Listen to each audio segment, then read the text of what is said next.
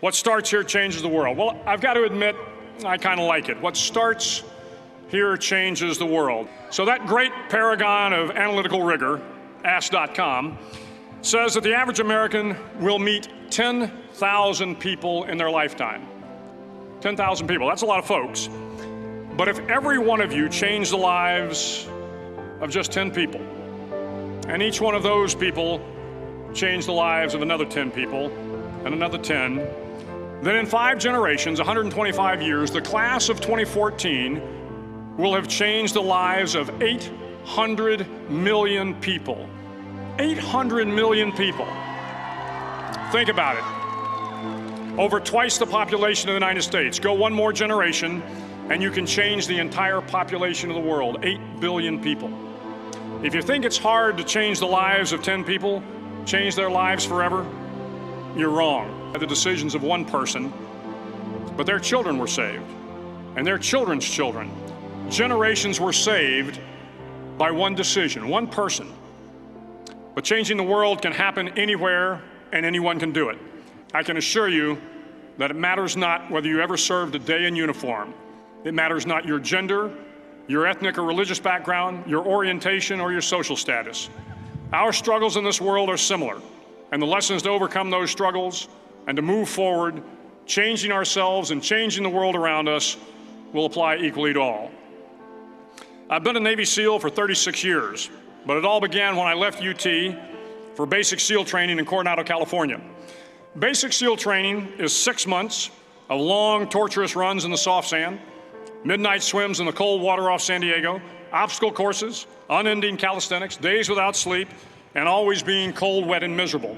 It is 6 months of being constantly harassed by professionally trained warriors who seek to find the weak of mind and body and eliminate them from ever becoming a Navy SEAL. If you make your bed every morning, you will have accomplished the first task of the day. It will give you a small sense of pride, and it will encourage you to do another task, and another, and another. And by the end of the day, that one task completed will have turned into many tasks completed. Making your bed will also reinforce the fact that the little things in life matter. If you can't do the little things right, you'll never be able to do the big things right. And if by chance you have a miserable day, you will come home to a bed that is made, that you made. And a made bed gives you encouragement that tomorrow will be better. So if you want to change the world, start off by making your bed. During SEAL training, the students are all broken down into boat crews. Each crew is 7 students, 3 on each side of a small rubber boat, and 1 coxswain to help guide the dinghy. Every day, your boat crew forms up on the beach and is instructed to get through the surf zone and paddle several miles down the coast. In the winter, the surf off San Diego can get to be 8 to 10 feet high, and it is exceedingly difficult to paddle through the plunging surf unless everyone digs in. Over a few weeks of difficult training, my SEAL class, which started with 150 men, was down to just 42. There were now 6 boat crews of 7 men each. I was in the boat with the tall guys, but the best boat crew we had was made up of the little guys, the Munchkin crew, we called them. No one was over 5'5". The Munchkin boat crew had 1 American Indian, 1 African American, 1 Polish American, 1 Greek American, 1 Italian American, and 2 tough kids from the Midwest. They out-paddled, outran, and outswam all the other boat crews. The big men in the other boat crews would always make good-natured fun of the tiny little flippers the Munchkins put on their tiny little feet prior to every swim. But somehow these little guys from every corner of the nation and the world always had the last laugh, swimming faster than everyone and reaching the shore long before the rest of us. SEAL training was a great equalizer.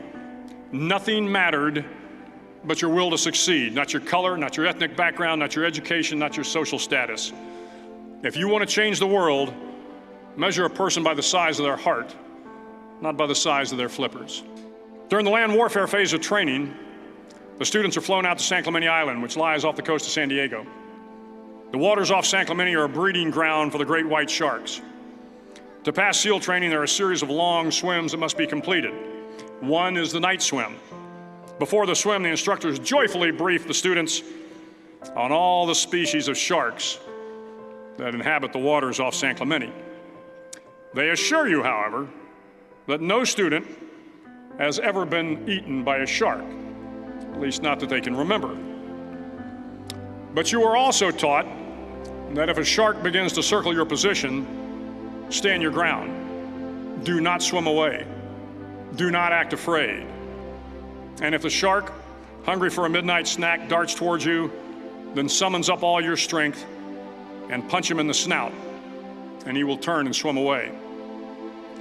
There are a lot of sharks in the world. If you hope to complete the swim, you will have to deal with them.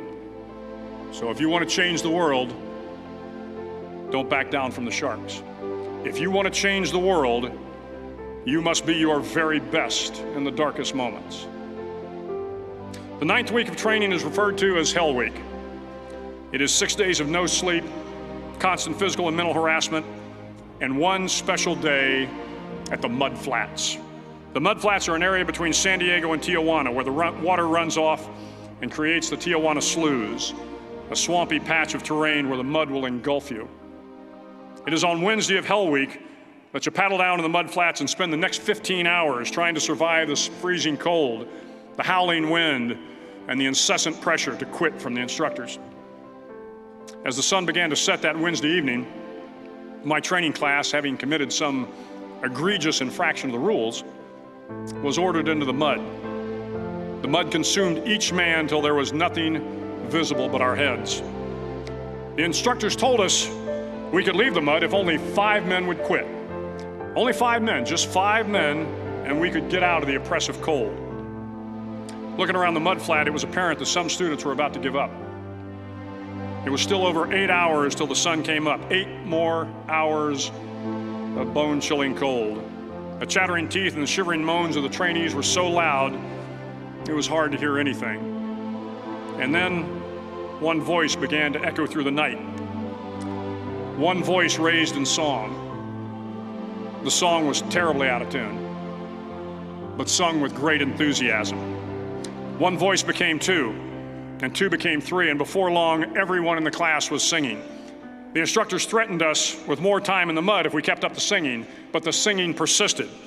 And somehow the mud seemed a little warmer, and the wind a little tamer, and the dawn not so far away. If I have learned anything in my time traveling the world, it is the power of hope.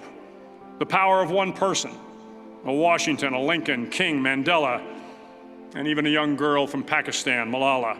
One person can change the world by giving people hope.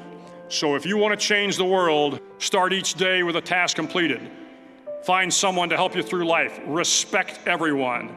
Know that life is not fair and that you will fail often. But if you take some risks, step up when the times are the toughest, face down the bullies, lift up the downtrodden, and never ever give up. If you do these things, the next generation and the generations that follow will live in a world far better than the one we have today. And what started here will indeed have changed the world for the better.